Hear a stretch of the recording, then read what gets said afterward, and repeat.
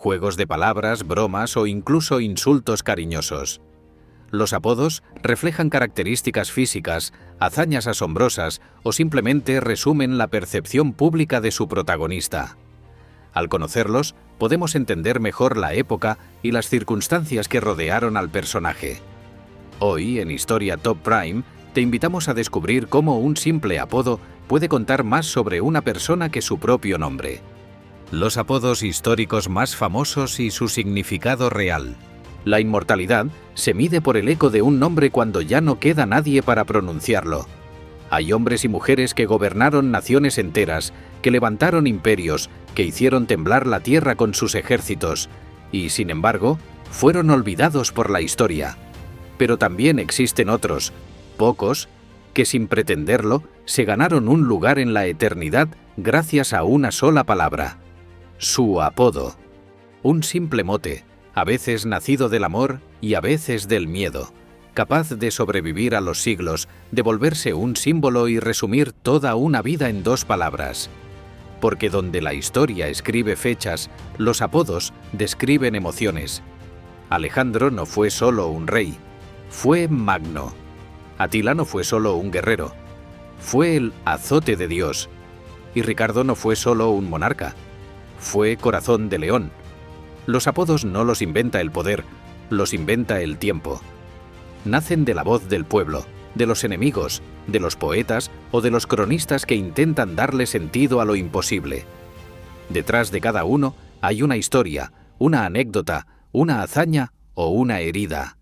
Y juntos forman una cadena invisible que une siglos de ambición, gloria, miedo y grandeza.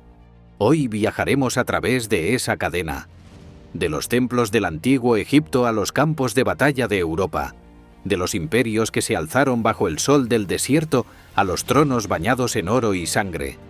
Seguiremos las huellas de quienes fueron más que reyes, más que conquistadores, porque la historia puede olvidar sus rostros, pero jamás olvidará sus nombres y apodos. Los grandes de la historia. Y si hay nombres que el tiempo pronuncia con reverencia, son los de aquellos que merecieron el título más simple, y a la vez más difícil: el grande. Una palabra que se concede solo a quienes rozaron lo imposible, a quienes transformaron el mundo hasta hacerlo nuevo. Nos trasladamos al siglo IV a.C. Imagina un joven de apenas 20 años cabalgando frente a un ejército que lo sigue con los ojos encendidos por la fe. Se llama Alejandro III de Macedonia, pero el mundo lo recordará como Alejandro Magno.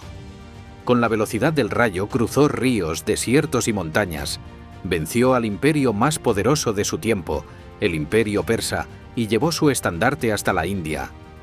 No conquistaba solo tierras, conquistaba culturas, lenguas, dioses. Nunca perdió una batalla, y cada victoria parecía una lección de estrategia. Su apodo, Magno, viene del latín Magnus, el grande. Pero no fue Roma quien se lo dio, fue la posteridad, porque nadie desde entonces ha vuelto a dominar el mundo con tanta juventud, arrogancia y genio. Dicen que cuando llegó al fin del orbe conocido, lloró, no por lo que había perdido, sino porque ya no quedaban más mundos que conquistar. Siglos antes, en la lejana Persia, otro hombre había entendido que la grandeza no siempre se impone con la espada, sino también con la justicia. Ciro II, fundador del imperio aqueménida, unificó a medos y persas y extendió sus dominios desde el Indo hasta el mar Egeo. Pero lo que lo hizo grande no fueron solo sus victorias, fue su manera de gobernar. Dejó libres a las naciones sometidas, respetó sus templos, permitió sus lenguas. Cuando conquistó Babilonia, en lugar de destruirla, la engrandeció. El cilindro de Ciro, considerado la primera declaración de derechos humanos, aún conserva su espíritu. Su apodo, el Grande, fue el reconocimiento de algo más profundo que el poder, la humanidad dentro del poder. Y cuando Ciro se apagó, su sombra fue tan inmensa que su hijo Darío I quiso superarla. Fue otro grande, pero de un tipo distinto. Organizó su imperio como un reloj, inventó el sistema de correos, las provincias, los tributos. Bajo su gobierno se levantó Persépolis, la joya de Persia. Era un ingeniero del orden, un administrador del mundo. Su apodo celebraba no su bondad, sino su eficiencia monumental, la grandeza de un imperio que funcionaba como una máquina divina. Pero la historia, caprichosa, siempre busca su equilibrio. Y donde hay constructores, hay destructores. Un siglo más tarde, el nombre de Jerjes primero resonaría en Grecia con el eco del miedo. También fue llamado el Grande, aunque sus enemigos lo recordaron por la soberbia. Llevó el ejército más colosal que jamás cruzó el Helesponto. Hombres, caballos, barcos, esclavos, un mar de lanzas. Su objetivo era someter a Grecia, pero el viento, las olas y las falanges helenas lo detuvieron en Salamina. Su apodo, que en Persia significaba el de la realeza inmensa, en Occidente se volvió casi irónico. La historia le concedió el título, pero también la derrota que enseña que ni la grandeza puede desafiar al destino. Mucho antes de ellos, en las arenas de Egipto, otro soberano había comprendido que el poder también podía ser arte. Ramsés II, el faraón de los templos y las estatuas colosales, gobernó durante 66 años. Hizo erigir Abu Simbel, Luxor, Karnak y llenó el valle del Nilo de su propio rostro tallado en piedra. Cada jeroglífico era un recordatorio. Ramsés es eterno. Su apodo, el Grande, no lo otorgaron los dioses, sino la magnitud de su legado. Cuando los arqueólogos descubrieron su momia 3000 años después, su rostro aún conservaba un gesto de orgullo, como si siguiera supervisando las obras. Los egipcios lo veneraron como un dios, y los dioses, por una vez, no se atrevieron a contradecirlos. Pero el título cruzó el mar, llegó a Judea y se adosó a un nombre más polémico: Herodes el Grande. Constructor del segundo templo de Jerusalén, creador de fortalezas imposibles como Masada y del puerto de Cesarea, Herodes parecía querer rivalizar con los faraones. Sin embargo, su grandeza era oscura. Ambición desmedida, paranoia, sangre familiar derramada por miedo al trono. El pueblo lo temía tanto como admiraba sus obras. Su apodo no significaba virtud, sino poder. Grande, en su caso, era sinónimo de temible. Y entonces, cuando el eco de Roma empezó a retumbar, otro nombre se alzó para reclamar ese mismo título. Constantino el Grande cambió el rumbo de la historia sin una espada en la mano. Legalizó el cristianismo, fundó una nueva capital, Constantinopla, y dio al Imperio Romano una segunda vida. Su apodo no habla de guerras, sino de una visión: el equilibrio entre fe y política, entre cruz y corona. Su grandeza fue la de quien abre un camino que nadie más se atreve a imaginar. Pero si hubo un hombre que llevó la palabra grande hasta el corazón de Europa, ese fue Carlomagno, el rey de los francos que soñó con unir el continente bajo una sola bandera y una sola fe. En su corte renació el conocimiento, el arte y la escritura. Era un guerrero que también amaba los libros, un conquistador que sabía que la mente puede ser más poderosa que la espada. Su apodo, Magno, no fue dado por sus súbditos, sino por la historia misma, que vio en él el renacer de Roma en Occidente. Y así, su nombre, Karl der Grosse, Carolus Magnus, Carlomagno, sigue sonando en todas las lenguas europeas como una misma palabra: grandeza. Y lejos, en las frías tierras del norte, siglos después, un zar con mirada de acero y ambición sin límites tomaría el testigo. Pedro I de Rusia, llamado el Grande, modernizó un país que aún vivía en la Edad Media. Aprendió carpintería en Holanda, ingeniería en Inglaterra, navegación en los astilleros del Báltico y regresó a Rusia con un plan: abrir una ventana al mundo. Fundó San Petersburgo, su ciudad soñada, y convirtió al viejo imperio moscovita en potencia europea. Su apodo es literal: Pedro el Grande, pero también simbólico, porque agrandó no solo sus dominios, sino la idea misma de Rusia.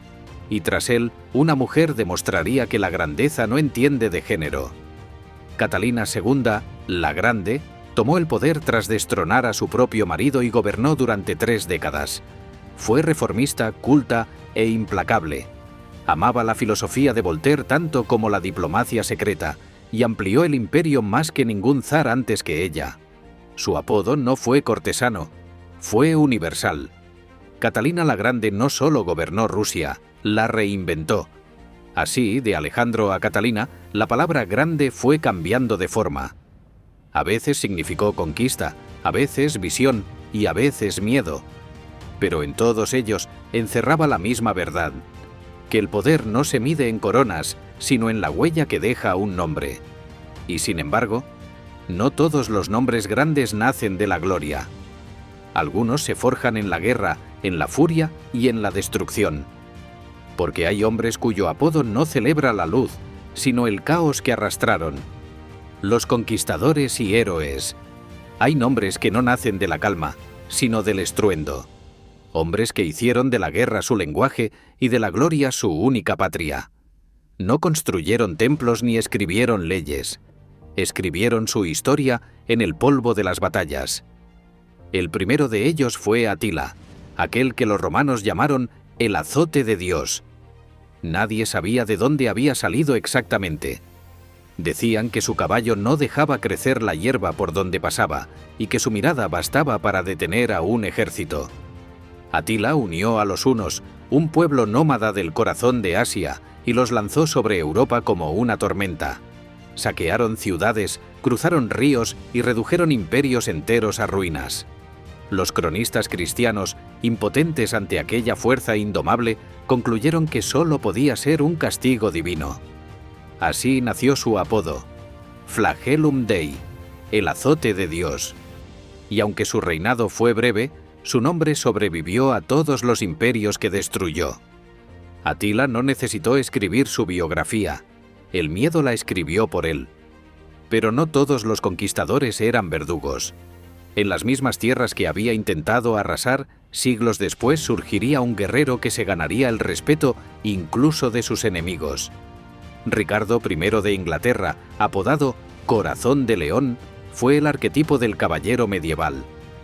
Alto, audaz y temerario, combatió en la Tercera Cruzada frente a Saladino. Los cronistas árabes, acostumbrados a exagerar las gestas de los suyos, admitían que aquel inglés peleaba con una furia casi animal. Sus soldados lo adoraban porque luchaba en primera línea. Su pueblo lo veneró por el coraje. Y así, su apodo nació del rugido con que arremetía en combate, un corazón que no conocía el miedo. Paradójicamente, el monarca que llevó la bandera inglesa hasta Tierra Santa apenas habló inglés. Había nacido y crecido en el sur de Francia. Pero los símbolos no entienden de idiomas. Para la historia, Ricardo siempre será el rey con pecho de león. Frente a él, en el desierto, brillaba su rival, Salah ad-Din Yusuf ibn Ayyub, a quien Occidente llamó simplemente Saladino. Su nombre en árabe significa rectitud de la fe, y eso fue exactamente lo que representó. Un líder justo, piadoso y sorprendentemente noble para los estándares de la época. Cuando reconquistó Jerusalén, no permitió saqueos ni venganzas, ofreció salvoconductos a los prisioneros y protección a los cristianos. Su apodo occidental, el Victorioso, no celebraba solo sus triunfos militares, sino su humanidad en medio de la barbarie. Ricardo y Saladino fueron enemigos, sí, pero también espejos. Dos hombres que comprendieron que la verdadera grandeza de un guerrero no se mide por cuántos enemigos mata, sino por cómo trata a los vencidos.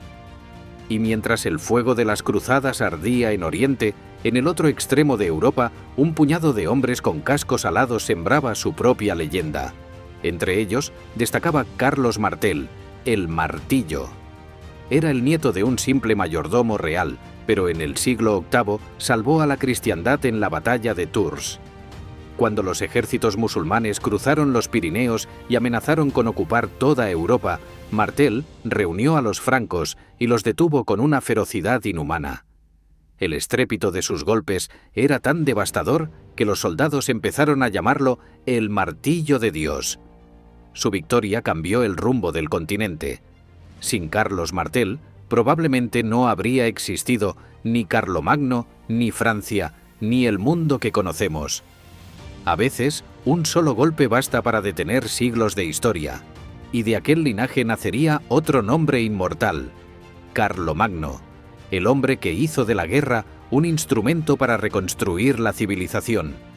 Nieto de Martel e hijo de Pipino el Breve, heredó un territorio fragmentado y lo transformó en el corazón de Europa. Reformó la educación, unificó leyes, fundó monasterios y academias. Sus ejércitos expandieron las fronteras, pero también la cultura. En la noche del 25 de diciembre del año 800, el Papa León III lo coronó emperador de Occidente, y así nació el Sacro Imperio Romano. Aquel día Carlomagno no solo recuperó el pasado, inventó el futuro. Su apodo, el Grande, dejó de ser un título y se convirtió en una categoría histórica.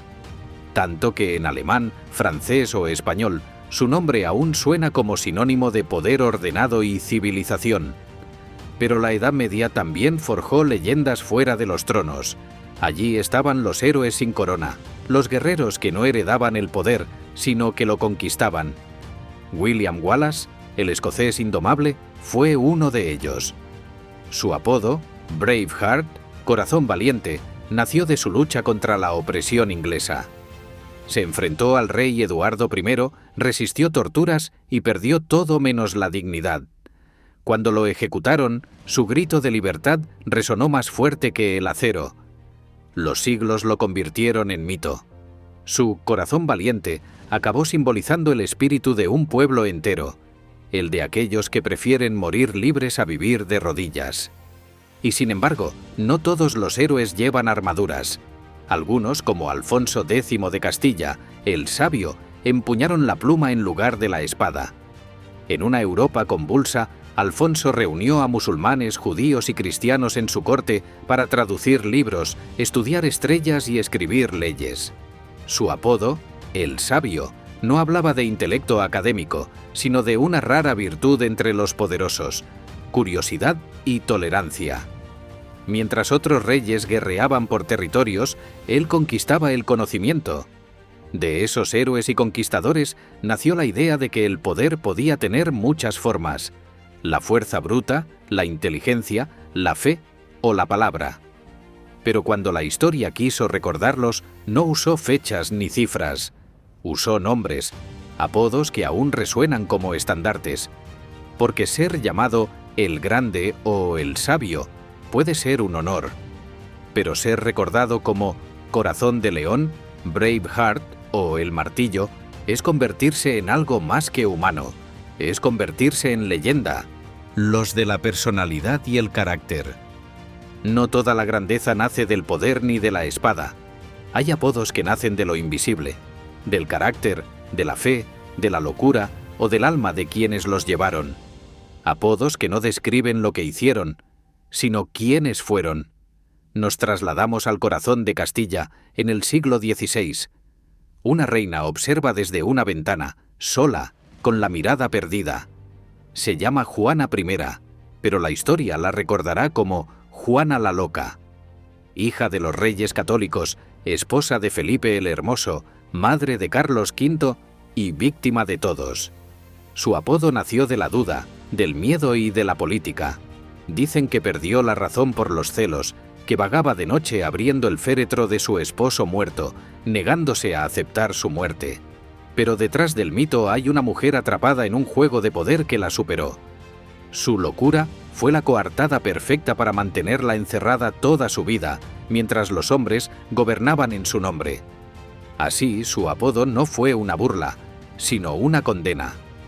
Juana la Loca no fue una reina sin juicio, sino una mujer demasiado lúcida para un mundo gobernado por hombres. Su marido, Felipe I de Castilla, había sido apodado el Hermoso. Y el contraste entre ambos nombres aún resuena como un eco cruel. Felipe era joven, seductor y vanidoso. A su paso por Francia, el propio rey Luis XII lo llamó Hermoso Príncipe, y él lo adoptó con orgullo. Su apodo, al principio una galantería, se convirtió en símbolo de su carácter frívolo, encantador y voluble. Mientras Juana lo amaba hasta la obsesión, él multiplicaba amantes. Y la historia, irónica como pocas veces, quiso que el más bello muriera joven y que la supuesta loca lo llorara para siempre. De la pasión pasamos al fervor. En la Inglaterra del siglo XVI, una mujer desafió las reglas de su tiempo con una decisión insólita: no casarse jamás. Era Isabel I, y el mundo la conoció como la Reina Virgen. Gobernó un país dividido por guerras de religión, enfrentó invasiones y conspiraciones y transformó Inglaterra en una potencia mundial. Su apodo fue una estrategia. La idea de pureza reforzaba su autoridad en un trono rodeado de hombres. Pero tras el mito de la virginidad se escondía una mente política brillante que jugaba con su imagen como un ajedrecista con su reina. Nunca se casó porque sabía que hacerlo era compartir el poder. Y así su virginidad no fue castidad, fue independencia. Isabel convirtió su apodo en un escudo y su escudo en imperio. Mientras tanto, en la otra orilla del canal, un rey francés también usaba su personalidad como un símbolo divino. Luis XIV de Francia, el hombre que quiso ser el centro del universo, decidió llamarse a sí mismo el Rey Sol, y no fue una metáfora vacía. El sol salía y se ponía con él. Versalles giraba a su alrededor. El protocolo, las cortesanas, la música, los espejos y la luz. Su apodo reflejaba su propia visión del poder absoluto. Así como el sol da vida, también puede quemar. Luis XIV reinó 72 años, impuso la etiqueta, la moda, el arte, y dejó tras de sí una Francia que brilló como nunca antes, pero que también ardió bajo el peso de su vanidad. Cuando murió, el pueblo murmuró: «El Estado soy yo, y ahora el Estado está muerto». El Rey Sol había brillado tanto que su ocaso fue inevitable. Y si Luis brilló por su exceso, otro monarca europeo lo hizo por su obsesión con el orden y la modernidad. Federico II de Prusia, apodado El Grande, fue un rey filósofo, un estratega y un músico.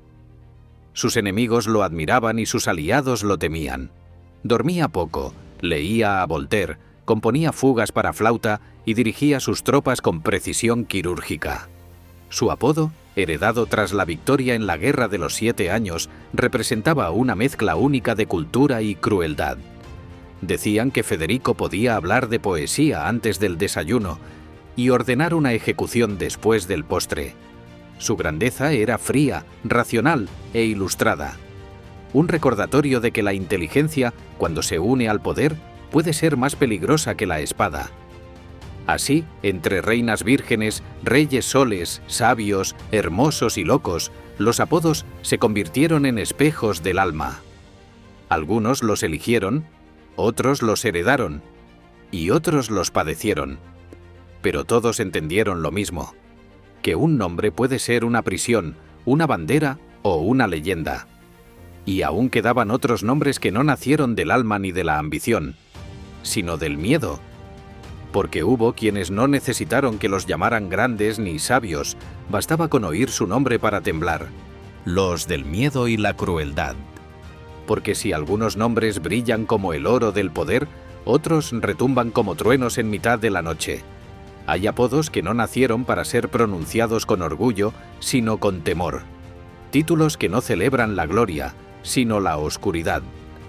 El miedo también deja huellas, y a veces esas huellas duran más que las victorias. El primero de ellos fue Vlad III de Valaquia, a quien el mundo recordaría como Vlad el Empalador. Nació en el siglo XV en una tierra marcada por la guerra entre cristianos y otomanos. Era un príncipe, pero también un rehén. Su infancia transcurrió entre enemigos, aprendiendo a sobrevivir donde la piedad era debilidad. Cuando recuperó el trono, juró que nadie volvería a dominarlo, y cumplió su promesa con una crueldad legendaria. Ordenaba empalar a los invasores turcos en estacas de madera, dejando sus cuerpos a la vista durante días.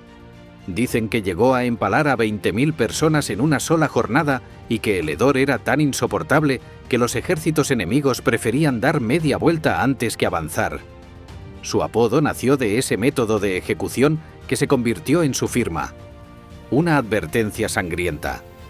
Pero también de su linaje: Draculea, hijo del dragón, por su padre, miembro de la Orden del Draco. Siglos después, un escritor irlandés llamado Bram Stoker convertiría su sombra en mito. Drácula, el príncipe de la noche. Y así, el terror de los vivos se transformó en la leyenda de los muertos. Otro nombre maldito resonó siglos antes, en las frías estepas del norte.